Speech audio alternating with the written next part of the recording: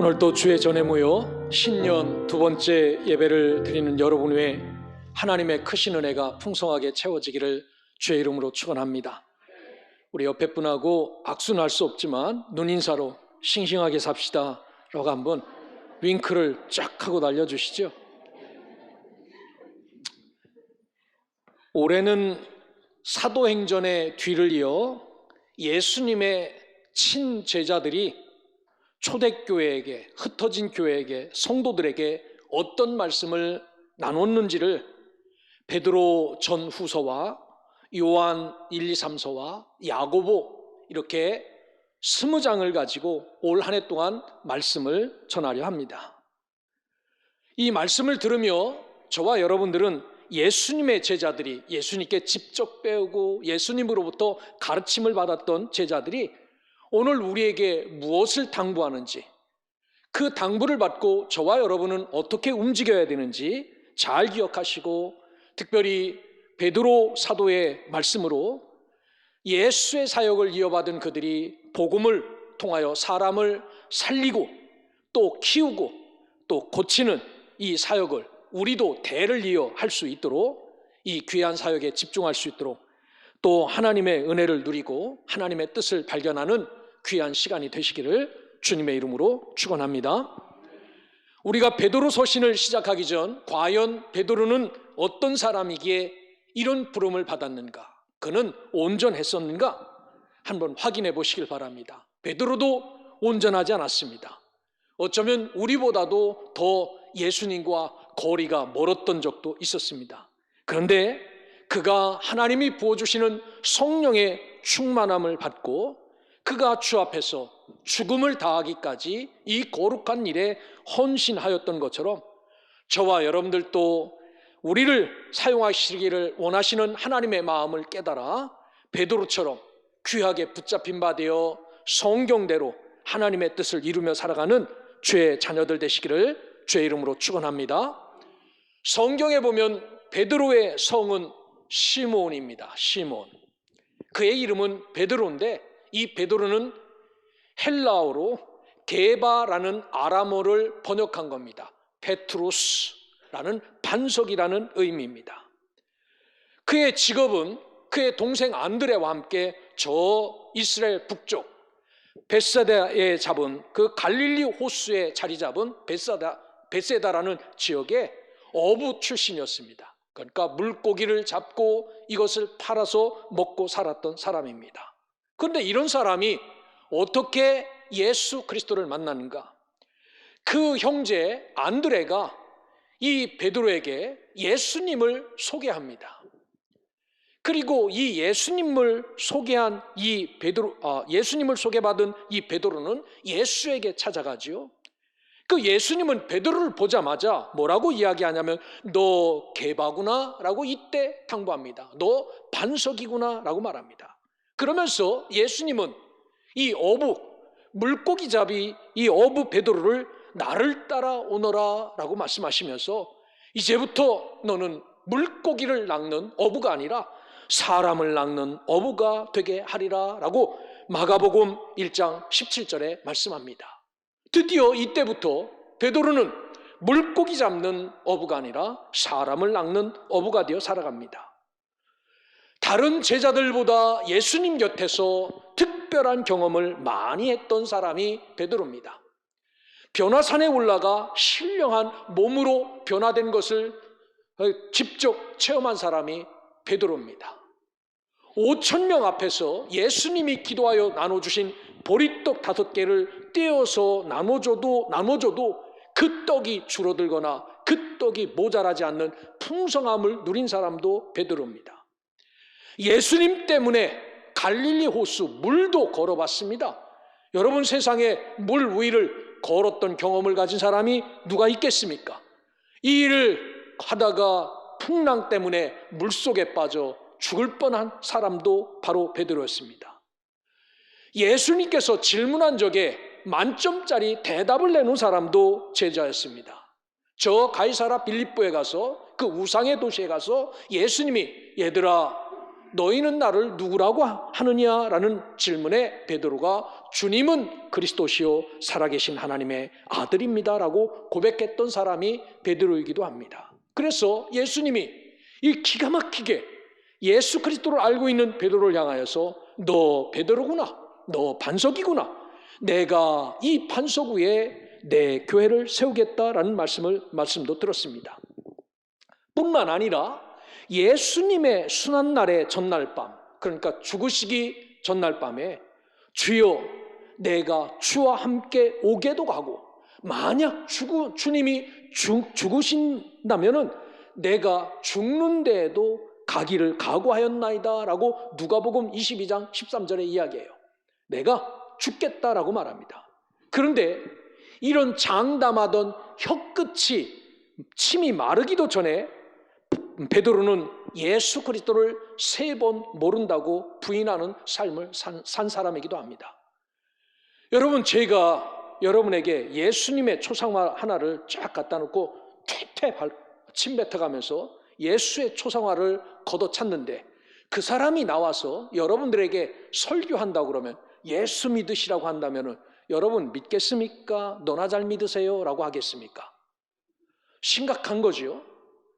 그리고 이 사실을 베드로만 알고 있는 게 아닙니다. 얼마나 많은 사람이 알았으면요, 베드로가 예수를 부인한 일은 마태복음도 마가복음도 누가복음도 요한복음도 다 기록하고 세상 사람이 알고 있어요. 이런 연약한 사람이었습니다.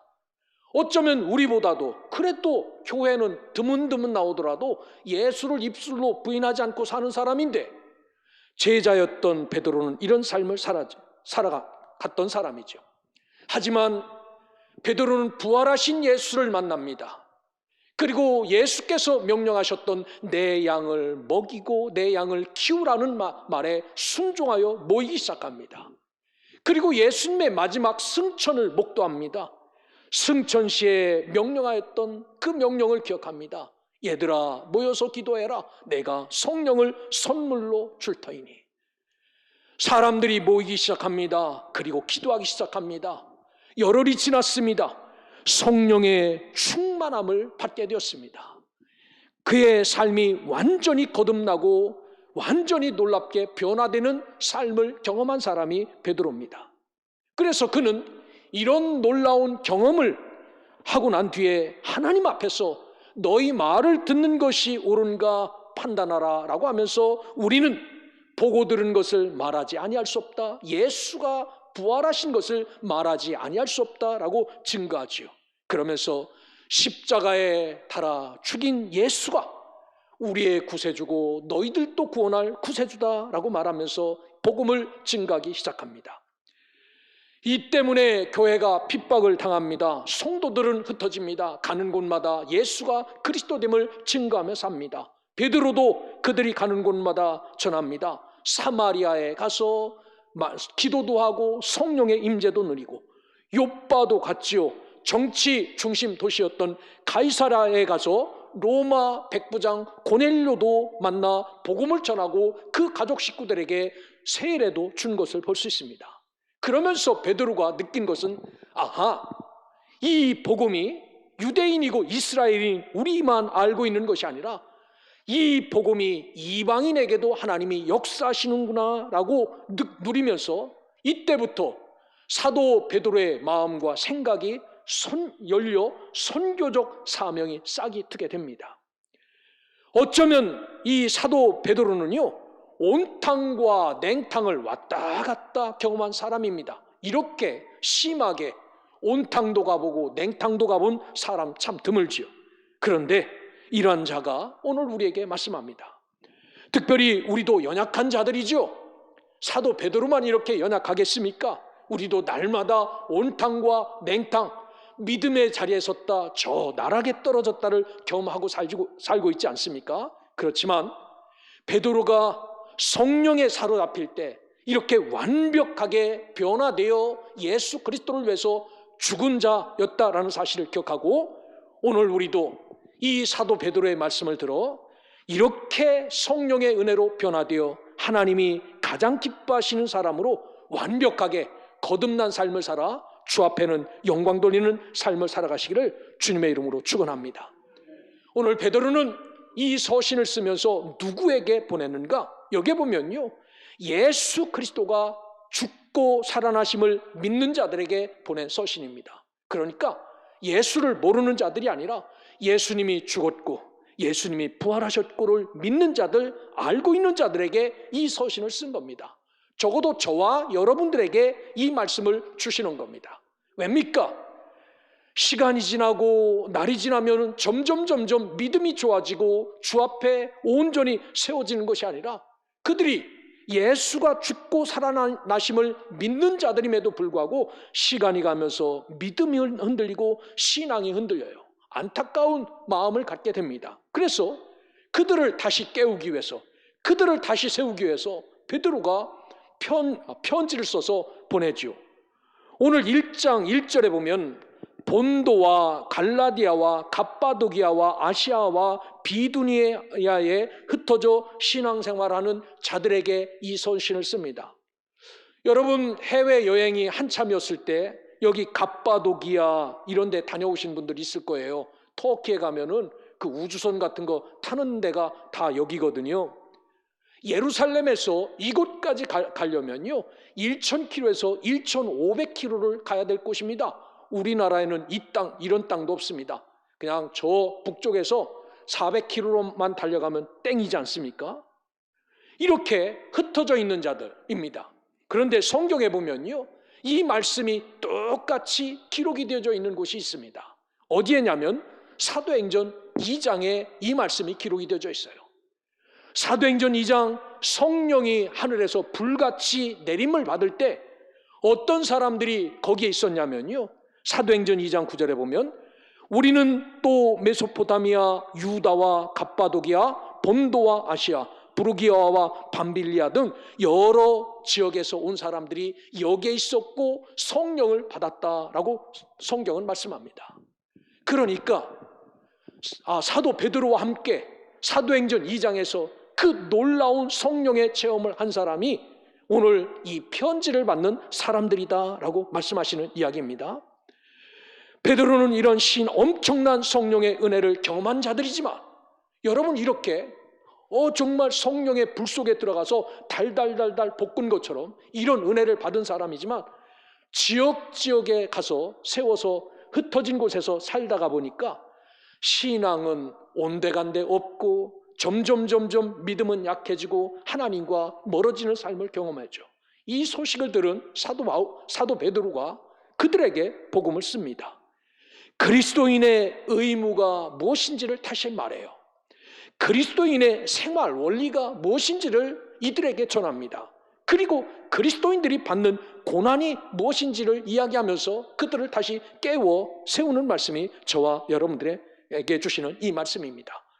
오늘 우리도 이 말씀을 잘 새겨서 날마다 하루하루 지날 때마다 우리의 믿음이 점점 좋아지면 얼마나 좋습니까? 그렇지 않지요.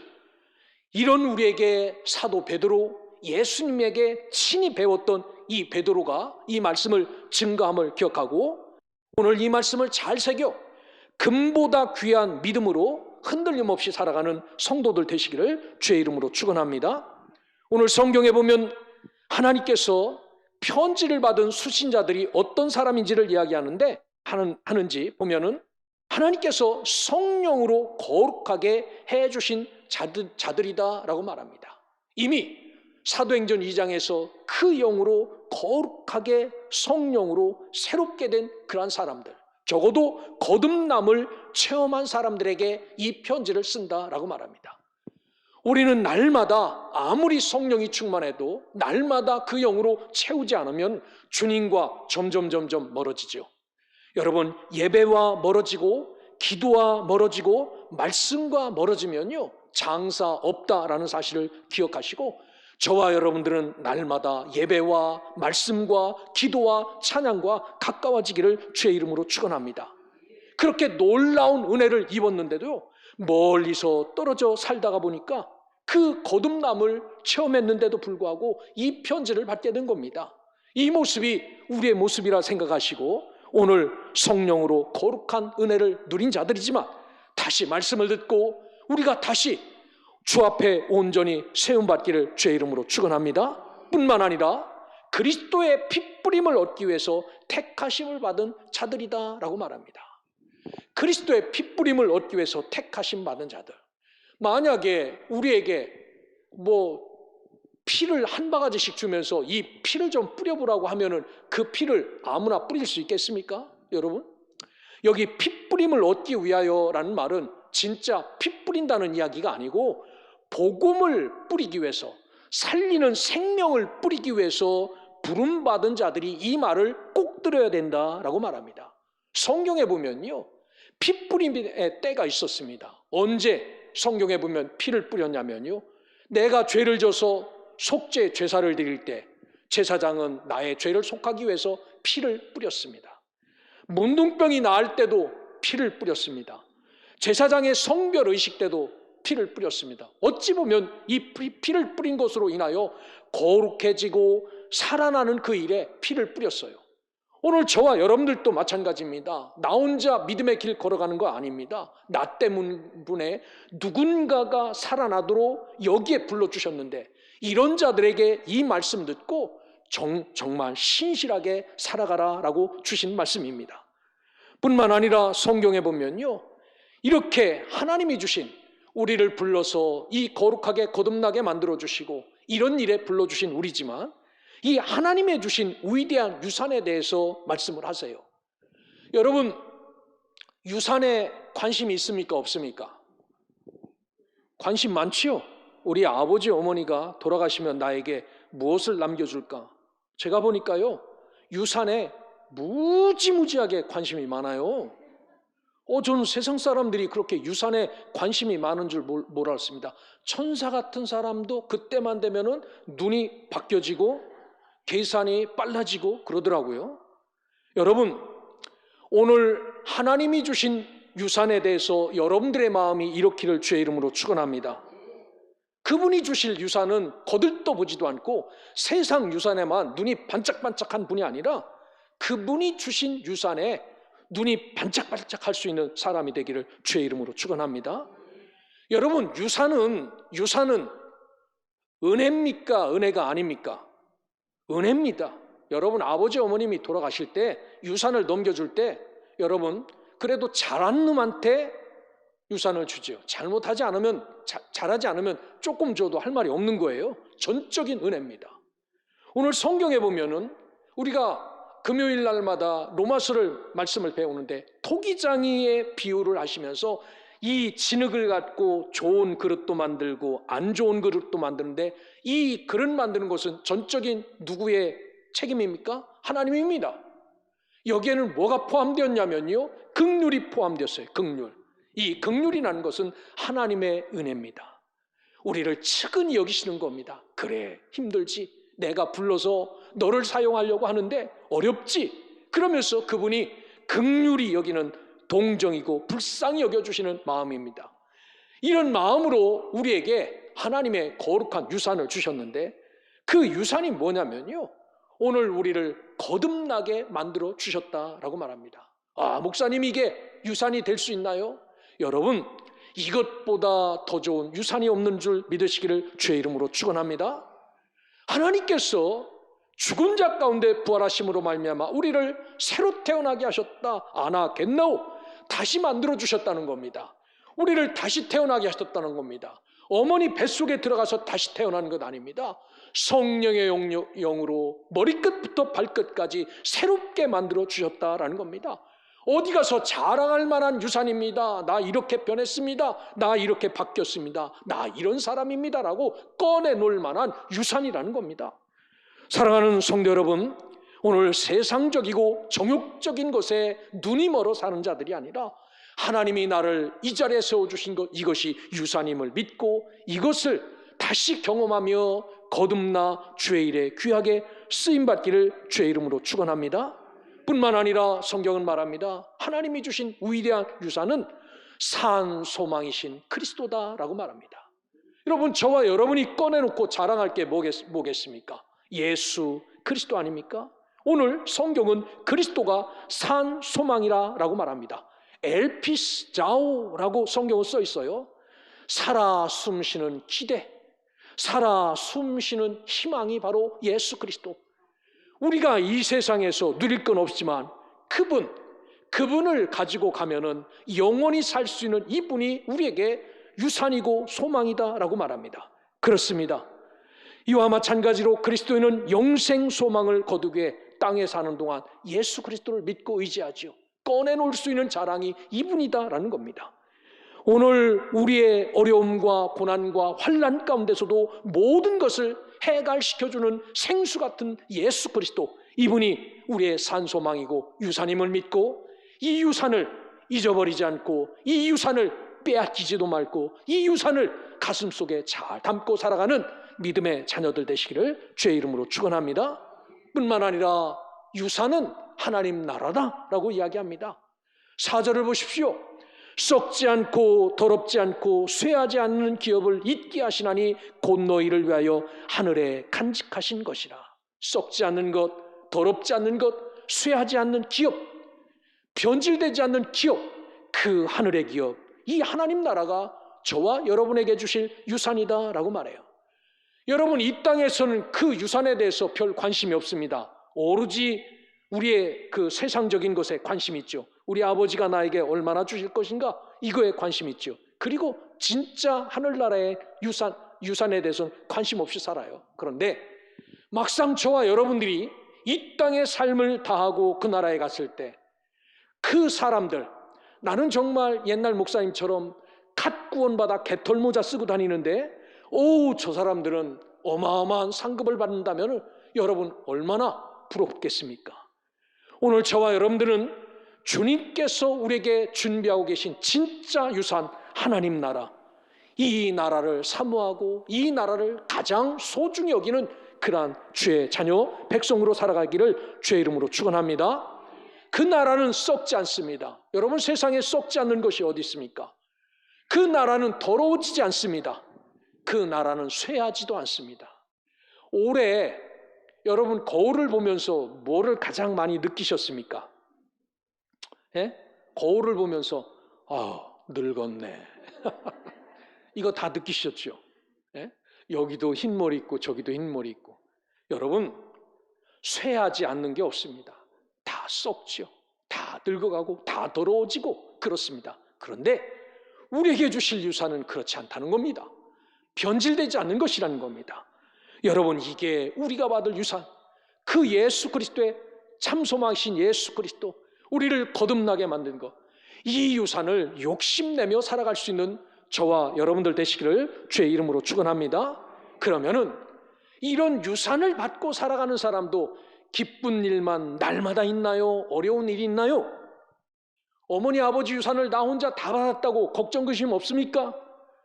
그래도 찾아오는 걱정 근심이 있습니다. 여기에 보니까 유산으로 우리를 거듭나게 하시고 산소망이신 그리스도를 위하여 하나님 나라를 향하여 다름질하여도 우리를 넘어뜨리려고 하는 시험이 늘 찾아온다라고 말해요. 맞습니까? 틀립니까? 맞습니다. 우리를 넘어뜨리려고 하는 시험이 찾아와요. 베드로는 말합니다. 맞습니다. 시험 때문에 성도로 잠깐 근심할 수 있습니다 라고 말해요. 이거 누가 했던 근심입니까? 자기가 했던 근심이에요. 왜냐하면 예수를 모른다고 시험 3번을 부인하면서 여러분, 심장이 조용하게 뛰었다면 그게 사람입니까? 사람이 아닙니까? 그건 사람도 아니고 제자도 아닙니다. 예수를 모른다고 3번씩 부인하고 베드로는 어떤 삶을 살았습니까? 성경에 보면요, 그동안 잠잠히 뛰던 이 심장이 빽 뛰면서 엎드려서 통곡을 하였다라고 성경은 말해요. 그래서 사람이지요. 이 주둥아리가 왜 그렇게 놀렸을까? 왜 내가 예수를 모른다고 부인했을까? 내가 왜 그렇게 고백했을까? 여러분, 잠깐 시험 때문에 근심에 쌓이게 됩니다. 야고보 선지자는 이렇게 이야기합니다. 내 형제들아, 너희가 여러 가지 시험을 만나거든 온전히 기쁘게 여기라. 이는 너희 믿음의 시련이 인내를 만들어내는 줄 너희가 알미라 라고 말합니다. 그렇습니다. 여러분, 우리가 이런 놀라운 유산을 받고 살아도 우리에게 다가오는 시험은 끊이지 않아요. 계속해서 옵니다. 잠깐 넘어질 수도 있습니다. 그렇지만 지지 마시기를 주의 이름으로 축원합니다. 성경은요, 시험의 근원을 사탄이라고 해요. 그래서 사탄을 시험하는 자라고 부르고 있습니다. 하지만 시험을 참는 자는 복이 있다라고 성경은 말합니다. 그러기에 넘어지면서 쓰러지면서도 다시 일어나 툭툭 털고 예수 앞에 서며 예수 그리스도만이 참 소망임을 알고 진실로 하나님 나라가 나의 유업임을 믿고 사는 여러분들 되시기를 주의 이름으로 축원합니다. 시험은 우리의 마음을 연단해요. 너희 믿음의 시련이 불로 연단하여도 없어질 금보다 더 귀하여라고 7절에 말씀하고 있습니다. 예수 그리스도에 나타나실 때 칭찬과 영광과 존귀를 얻게 하려고 우리를 시험이라는 후라이팬에다 놓고 달달달달 볶아서 진짜인지 가짜인지를 구분하시겠다라고 말합니다. 시험이 우리의 믿음을 연단하기 위한 시험이라면 그 시험이야말로 한번 참아볼 수 있죠. 그래, 얼마나 신실한지 한번 볶아보자. 그래, 얼마나 하나님의 사람인지 한번 테스트해보자 라고 해서 우리에게 다가오는 시험이라면요, 1000번, 100번 이기셔야 되지요. 오늘 성경은 말합니다. 시험은 우리의 마음을 확인한 것이다 라고 말해요. 그게 죽음을 눈앞에 두고라도 그것을 이겨야 하나님 사랑이 여기에서 나타난다라고 말합니다. 여러분, 오늘 금의 가치는 순도를 표준으로 정합니다. 여러분, 금덩이 사다는 곳 집에 가서 뒤집어 엎어보십시오. 거기에 뭐가 써 있습니까? 99.9%, 80%, 90% 이렇게 다 숫자로 있어요. 세계 공통어입니다. 여러분, 왜 이렇게 이야기합니까? 어떤 것을 더 좋게 여깁니까? 다른 것 아닙니다. 그 모든 저 어렸을 때 우리 그 마을에 금광이 있었어요. 어린 마음에 그 금광을 이렇게 가서 보면 거기에서 그 광부들이 딱 가서 금덩이 노란 거 하나를 이렇게 들고 나오는 줄 알았어요. 그런데 금덩이를 들고 나오는 게 아니라 돌덩이를 들고 나오더라고. 보여줘요. 이게 금광석이라고. 그런데 뭐가 박혔어요. 허연 것들이. 이게 뭔 금광이냐고. 돌. 어릴 때는 이게 돌이 녹을까라고 생각했는데 돌 녹이지요. 이거를 녹이면 금도 나오고 은도 나오고 철광석도 나옵니다. 여러분, 진짜 금은 아무 불순물이 없도록 또 녹이고 재련하고 또 재련합니다. 그래서 이물질이 다 산화되고 금만 남습니다. 금은 질량이 변할까요? 변하지 않을까요? 1000년 전에 1kg짜리 금이 지금도 1kg짜리 금입니다. 절대로 변하지 않습니다. 오늘 하나님은 왜 우리에게 시련을 주시나? 믿음을 가졌는데 1000년이 지나도 변하지 않는 믿음을 가지라고 우리에게 말씀하시는 겁니다. 우리 속에 있는 모든 불순물을 다 빼내라고 말씀하십니다. 때로는 시련을 통해서, 때로는 시험을 통해서, 때로는 이 연단을 통해서 이런 것 다 제거하라고 말씀합니다. 변질되지 않는 믿음을 가지라고 말씀하는 겁니다. 그래서 연단된 믿음은, 믿음으로 재련된 이 순금은요, 너무너무 귀한 거지요. 여러분 한번 생각해 보십시오. 세계 금시장의 동태에 따라 경제 흐름이 바뀝니다. 전쟁이 일어납니다. 여러분은 뭐를 선택하겠습니까? 한국 돈 5만 원짜리를 긁어 모으겠습니까? 그 순금 1kg짜리를 긁어 모으겠습니까? 여러분, 천재지변 앞에서도 세계 모든 사람이 전쟁이 일어나도 반드시 자기네 나라 돈은 버리고 금을 모읍니다. 이유는 이겁니다. 변질되지 않는 겁니다.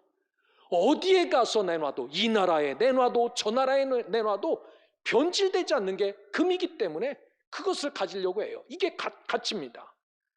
오늘 믿음의 길을 걸어가면서 고난과 시련 앞에 지는 자가 아니라 우리에게 순금 같은 믿음을 주시기 위해서 부활하신 예수 그리스도의 신앙을 본받아 우리의 믿음이 정금 같아지기를 주의 이름으로 축원합니다. 이 상황에서 이렇게 변질되고 저 상황에서 저렇게 바뀌는 것이 아니라 어떤 상황에서도 진짜 금, 진짜 믿음이라는 것이 변질되지 않는 이런 믿음의 사람, 이런 자가 되어 살아가시기를 주의 이름으로 축원합니다. 성경은 베드로가 이런 말을 해요. 보지 않고 믿는 믿음의 사람들에게 구원을 허락한다라고 말해요. 여러분, 저 터키 쪽에서 사도행전의 2장에 나와서 성령을 받았던 사람들은 예수의 얼굴을 본 사람입니까? 못 본 사람입니까? 못 본 사람이에요. 손 한 번 만져보지 못했습니다. 대신 예수님의 제자들은 본 사람이지요. 오늘 그 사람들에게 뭐라고 말하냐면은 진실한 사랑은 표징을 구하지 않는다라고 말해요. 여러분, 두 부부가 살면서 당신 사랑해? 사랑하면 나 이 손가락에다가 한번 끼워줘봐. 내일도 진짜 사랑해? 그러면 요 손가락에다가 끼워줘봐. 이러면 진짜 사랑입니까? 가짜 사랑입니까? 진실한 사랑은요, 표징을 구하지 않아요. 같이 살기만 해도 뭡니까? 가슴 따뜻한 게 표징이지요. 그런데 패역한 세대는 표징을 원합니다. 너 예수야? 이 돌 떡으로 만들어봐. 너 예수야? 물 위를 걸어봐. 너 예수야? 한번 사람을 살려봐. 세상은 이래요. 정서가 메마르고 마음이 강한 사람일수록 진리를 믿고 받아들이는데 많은 조건을 붙입니다. 너희가 교회야? 예수 믿는다며? 한번 해봐라. 그러면 내가 교회 다닐게. 너 이렇게 해봐. 내가 그럼 너 믿을게. 예수님은 이런 사람들에게 표징을 보여주지 않으셨어요. 부활이라는 엄청난 사건을 좀처럼 이해하지 못해 확신을 갖지 못했던 도마에게는 당신의 못자국을 보여주시고 창자국을 만지게 하셨습니다. 그런데 이것 갖고 장난치려고 했던, 그러한 시험하기 위해서 표적을 구했던 헤롯에게는 오직 침묵으로 일관하셨어요. 오늘 저와 여러분들도 예수 그리스도를 믿으면서 하나님, 나 보여주지 않으면 나 믿지 않을 겁니다. 하나님, 나 만나주면, 주지 않으면 당신 떠날 겁니다. 여러분, 이런 상황은 진정한 상황이 아니다라고 말합니다. 베드로는 말합니다. 우리가 우리에게 주신 산 소망이신 그리스도, 우리에게 유산으로 주신 그 나라, 만져볼 수는 없지만 그것이 분명히 있는 것, 그것이 확실한 것, 내가 죽으면 그 나라에 가는 것, 이것을 확실히 보지 않고 믿는 자에게 하나님의 구원의 역사가 그에게 임한다라고 말씀하신 말씀을 저와 여러분들도 믿고 이 신앙이 흔들리지 않기를 주의 이름으로 축원합니다. 그래서 보지 않는 믿음은요, 구원의 근거가 되죠. 예수 그리스도를 보지 않고 믿는 믿음은 어떤 표징도 구하지 않는다는 겁니다. 그분 2000년 전에 어린아기로 오셨고 나의 죄를 지고 십자가에서 죽으시고 3일 만에 부활하여 나의 소망이 되게 하시고 하늘나라에 승천하셔서 다시 오실 그날을 기다리며 계신 그분이 나의 아버지시라는 것, 그분이 나의 구세주라는 것, 그분이 우리에게 산 소망이고 그분이 주실 영원한 하나님 나라의 기업이 있다는 것, 이 믿음이 오늘 저와 여러분에게 줄어들지 않고, 이 믿음이 어디에 들어가면 줄어들고 어디에 들어가면 바뀌지 않는 그런 게 아니라 어떤 상황에서도 변질되거나 색깔도 바뀌지 않는 순금 같은 믿음을 갖고 이 한 해 동안도 승리하는 자들 되시기를 주의 이름으로 축원합니다.